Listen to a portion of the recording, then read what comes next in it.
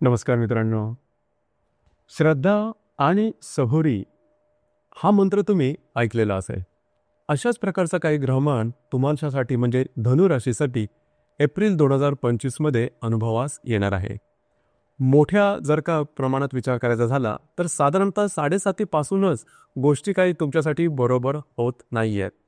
बऱ्याच वेळा तुम्ही मध्ये ऐकलं सुद्धा असेल की 7:30 संपल्या गोष्टी चांगल्या होतील, पण तुमच्यासाठी त्या तेवढ्याशा चांगल्या झालेल्या नाहीत. कारण 7:30 नंतर सुद्धा असे काही ग्रह तुमच्यासाठी आलेले होते की ती 7:30 संपली की नाही याच्यावरती विश्वास बसणं कठीण होत होतं. परंतु काळजी करू नका. आत्ता हळूहळू ज्या गोष्टी आहेत त्या तुमच्यासाठी म्हणजे धनु राशीसाठी फेवरेबल होणार आहे. त्याच्यामुळे काळजी करू नका.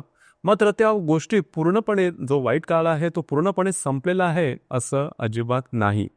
खरं तर गेल्या 3-4 महिन्यातच तुम्ही बघितलेले असेल की आरोग्याच्या संदर्भातले त्रास, खास करून तुमच्या आरोग्याच्या संदर्भातले त्रास आणि मानसिक तणाव हा थोडा जास्तच जाणवलेला होता. अर्थात या महिन्यामधून त्याच्यातून पूर्ण सुटका नाही आहे, मात्र एक गोष्ट निश्चित की यामधून तुम्ही हळूहळू बाहेर पडत आहात हे निश्चित.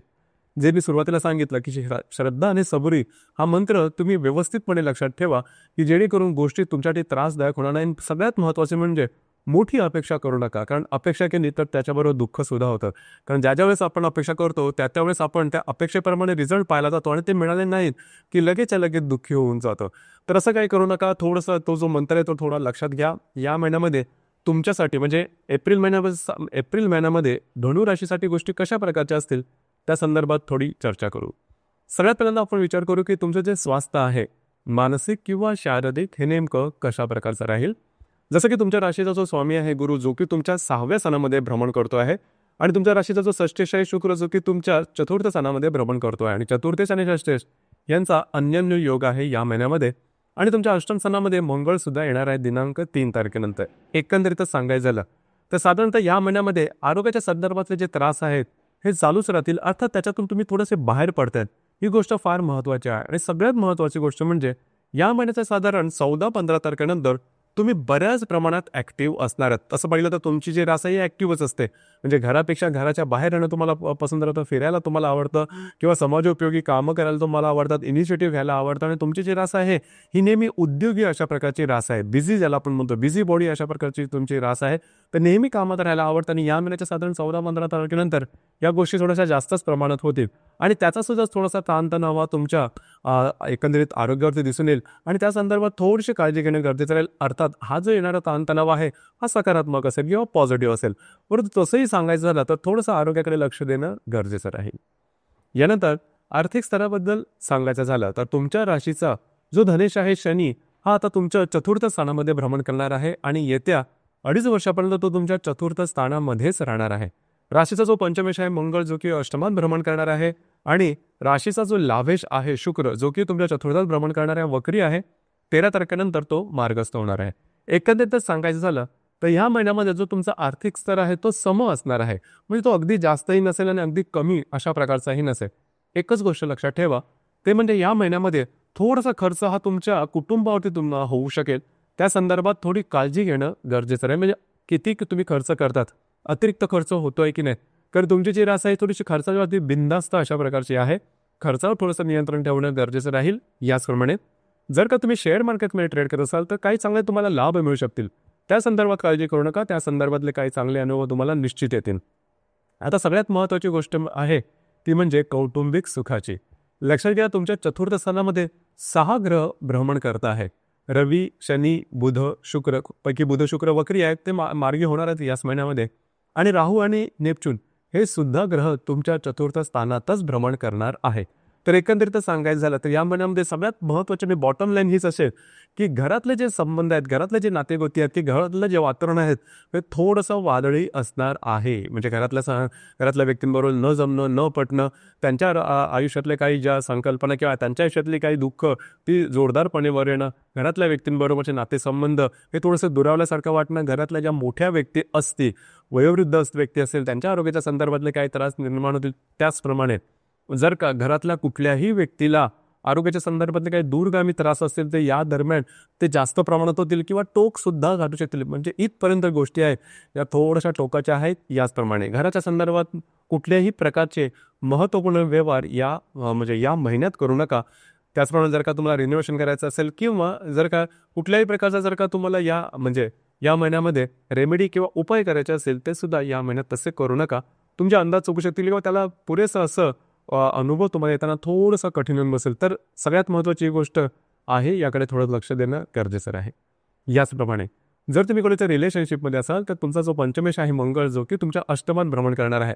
तर साधारणतः रिलेशनशिपमध्ये गेल्यासुद्धा काही महिन्यामध्ये तुम्ही अनुभवलेलं असेल की थोडंसं ज्याला आपण लांब राहणं किंवा मतभेद होण्यापेक्षा थोडंसं दुरावा तुमच्या दोघांमध्ये निर्माण झालेला आहे.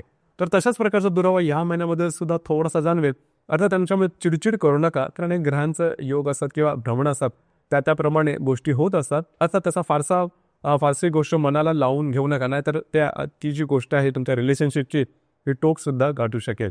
याचप्रमाणे ज्या गर्भवती महिला आहेत त्यांनी स्वतःच्या आरोग्याकडे लक्ष देणं गरजेचं राहील. आरोग्याच्या संदर्भातले त्रास या दरम्यान डोकं वर काढू शकेल आणि ते टोकसुद्धा गाठू शकेल. या संदर्भात काळजी घेणं अत्यंत गरजेचं राहील. छोटं जरी लक्षण तुमच्या नजरेत आलं तर त्या संदर्भात काळजी घेणं किंवा उपाययोजना करणं गरजेचं राहील. याचप्रमाणे जे विद्यार्थी वर्ग आहेत त्यांनी मात्र स्वतःच्या जी तुमची तयारी आहे, प्रिपेरेशन आहे त्याकडे लक्ष द्या. एफर्ट तुम्हाला 200% द्यावे लागतील, त्यानंतर 100% अनुभव तुम्हाला साधारण तुमच्या अपेक्षेप्रमाणे म्हणजे प्रयत्नवादी व्हायला लागेल. आणि जे मी सुरुवातीला सांगितलं की श्रद्धा आणि सबुरी याप्रमाणे थोडंसं काम घ्यावं लागेल.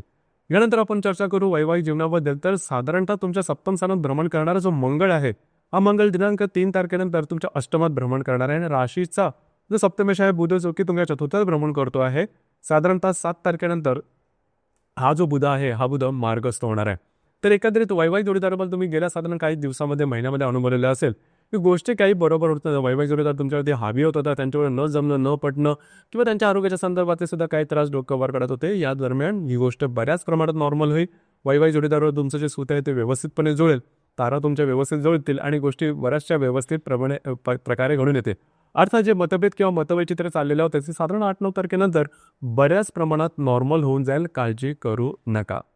कार्यक्षेत्राच्या संदर्भात सांगायचं झालं तर कार्यक्षेत्राच्या बाबतीत सुद्धा गोष्टी तुमच्या अपेक्षेप्रमाणे व्हावयास सुरुवात होतील.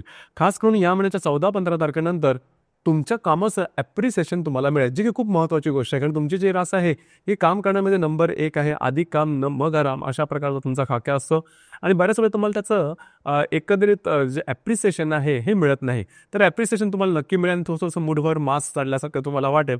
अर्थात 14-15 तारखेनंतर या गोष्टी निश्चित होतील. तुम्ही जे काम करता त्यामध्ये तुमच्या कामाचं कौतुक केलं जाईल. जर तुम्ही समाजभिमुख व्यक्ती असाल तर समाजाकडून तुमच्या कामाला दाद मिळेल. प्रसिद्ध होणं, प्रसिद्धीला येणं किंवा लोकांकडून त्याबद्दलचे चांगले गोष्टी केल्या जाणं अशा प्रकारचे काही चांगले अनुभव तुम्हाला निश्चित मिळतील. तर जे मी तुम्हाला सांगितलं की हळूहळू तुमची जी रास आहे ही चांगल्या दृष्टीने पुढे जात आहे. थोडंसं त्या संदर्भात पेशन्स राखणं गरजेचं आहे. यानंतर आपण चर्चा करू की जे ग्रहयोग आहेत त्यांचे प्रभाव परिणाम तुमच्या नेमक्या आयुष्यावरती कशा प्रकारचे होतील. जसं की दिनांक 2 तारखेला शुक्र आणि राहूची युती तुमच्या चतुर्थात होणार आहेत. तर घरातले जे स्त्री वर्ग असतील त्यांच्या आरोग्याकडे थोडंसं लक्ष देणं गरजेचं राहील. मतवैचित्र अशा प्रकारच्या काही गोष्टी या दरम्यान अनुभवास येतील. तुम्हाला स्वतःच्या आरोग्याकडे सुद्धा लक्ष देणं फार गरजेचं राहील. या महिन्यामध्ये आरोग्याच्या संदर्भातले असे काही त्रास समोर येतील की त्याचं रिझनिंग लवकर समजणार नाही, कारण समजणार नाही, मात्र त्याची लक्षणं तुम्हाला दिसतील. अर्थात पुढे जाऊन त्या गोष्टी तुमच्यासाठी व्यवस्थित होतीलच, परंतु उगेचच्या उगच काही घाबरून जाऊ नका. गोष्टी तुमच्या फेवरमध्ये होतील. दिनांक 4 तारखेला बुध आणि राहूची युती तुमच्या चतुर्थात होणार आहे. इथे थोडंसं लक्ष देणं गरजेचं राहील. थोडंसं तुमची जी रास आहे ही बऱ्याच वेळा आपलं जे मत आहे ते अगदी धारदारपणे समोर मांडतं आणि तुमच्याबद्दलची एक वेगळीच इमेज समोरच्याच्या मनात तयार होऊन जाते. हा जो भाव आहे हा भाव खास करून घरातल्या व्यक्तींचा तुमच्याबद्दलचा होऊ शकेल. त्यामुळे कुठल्याही गोष्टीला लगेचच्या लगेच रिॲक्ट करू नका, कारण तुम्ही तुमच्या जीवनात जी दुःख अनुभवता आहात आणि कशा प्रकारचे अनुभवत आहेत हे समोरच्या व्यक्तीला ठाऊक नाही आहेत. त्यामुळे आणि त्याचे स्वतःचे सुद्धा काही प्रॉब्लेम असतील, त्यामुळे कधी कधी क्लॅशेस होऊन जातात. आपण एकमेकांचे सुखदुःख अनुभवत नाही, पाहत नाही, त्यावरती जाणवतही नाही, कारण तेवढा विचारही केला जात नाही. तर या महिन्यामध्ये तसा विचार होणं गरजेचं राहील. याचप्रमाणे दिनांक 5 तारखेला मंगळ आणि शनीचा त्रिकोण योग होणार आहे. मंगळ जो की तुमच्या अष्टमात भ्रमण करतोय, जो शनी तुमच्या चतुर्थात भ्रमण करतोय, दोघांचा त्रिकोण योग होणार आहे. घरातल्या व्यक्तींबरोबर नातेसंबंध बऱ्याच प्रमाणात चांगले होते. घरातल्या व्यक्तींबरोबर कुठे बाहेर फिरायला जाण्याचा योग संभवतो. या दरम्यान काही छोटे मोठे लाभ सुद्धा मिळू शकतील. याचमुळे दिनांक 6 तारखेला मंगळ आणि शुक्राचा त्रिकोण योग सुद्धा होणार आहे. घरामध्ये काही नवीन चीज वस्तू येणं किंवा घराच्या संदर्भातल्या काही चांगल्या गोष्टी होणं किंवा घरामध्ये काही चांगले समारंभ होणं, घरामध्ये बाहेरची माणसं येणं, त्यांच्या स्वागत चांगलं होणं, घरात काही कार्यक्रम होणं अशा प्रकारचे काही अनुभव तुम्हाला या दरम्यान निश्चित अनुभवास येतील. याचप्रमाणे दिनांक 6 तारखेला शुक्र आणि शनीची युती होणार आहे. आता या युतीबद्दल थोडीशी काळजी घ्या. ज्या वयोवृद्ध व्यक्ती असतील त्यांच्या आरोग्याकडे थोडंसं लक्ष देणं गरजेचं राहील. आणि सगळ्यात महत्त्वाचं म्हणजे या महिन्यातला सर्वात अशुभ फलदायी योग आहे तो म्हणजे शनी आणि राहूची युती, जे की तुमच्या चतुर्थात होणार आहे. कित्येक वर्षानंतर येणारी ही युती आणि कित्येक दिवस टिकणारी ही युती आहे.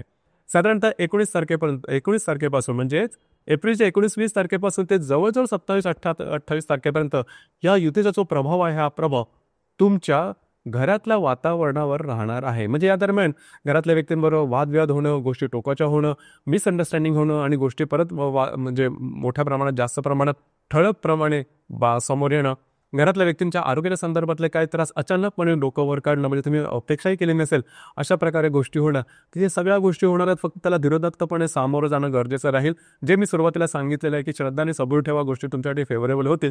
म्हणजेच गोष्टींच्या आहारी जाऊ नका आणि भावनेने जास्त विचार करू नका. यातून तुम्ही नक्की बाहेर पडणार आहेत, काळजी करू नका. परंतु स्वतःवरती थोडासा कॉन्फिडन्स ठेवणं गरजेचं राहील. म्हणजे अशा प्रकारची परिस्थिती जरी म्हणजे उद्भवली तरी भावनेच्या आहारी त्याला म्हणजे पूर्णपणे त्यामध्ये वाहून जाऊ नका. या महिन्यातली जी पौर्णिमा आहे ती हनुमान जयंतीची आहे, दिनांक 12 तारखेला होणारी. आणि जी अमावास्या आहे ते तुमच्या पंचमात होणार आहे, दिनांक 27 तारखेला. अमावास्या आणि पौर्णिमेच्या दरम्यान साधारणतः रविचंद्राचं आकर्षण आपल्याकडे थोडंसं जास्त असतं, म्हणजे पृथ्वीकडे थोडंसं जास्त असतं. आपण जास्त भावनातीत होतो आणि भावनातीत होऊन घेतलेले निर्णय चुकण्याची शक्यता थोडीशी जास्त असते. तर या संदर्भात थोडीशी काळजी घेणं गरजेचं राहील. याचप्रमाणे जे अमावास्या आहे ते थोडीशी महत्त्वपूर्ण राहील. खास करून ज्या गर्भवती महिला आहेत त्यांनी स्वतःच्या आरोग्याकडे लक्ष देणं गरजेचं राहील. 27 तारखेला अमावास्या आहे, तर साधारण 26, 27, 28 ह्या 3 दिवसामध्ये स्वतःच्या आरोग्याकडे थोडंसं लक्ष द्या. छोट्या जरी लक्ष दिसलं तरी लगेचच्या लगेच त्या संदर्भात उपाययोजना करणं गरजेचं राहील. आणि जर का तुम्ही रिलेशनशिपमध्ये असाल तरीसुद्धा या संदर्भात थोडीशी काळजी घेणं गरजेचं राहील. कमिटमेंट, प्रॉमिसेस, कागदोपत्री व्यवहार किंवा खास करून वादविवाद याच्यापासून लांब राहणं गरजेचं राहील. तर मित्रांनो, हे होतं धनु राशीचं एप्रिल 2025 करताचं संपूर्ण राशीफळ. धन्यवाद.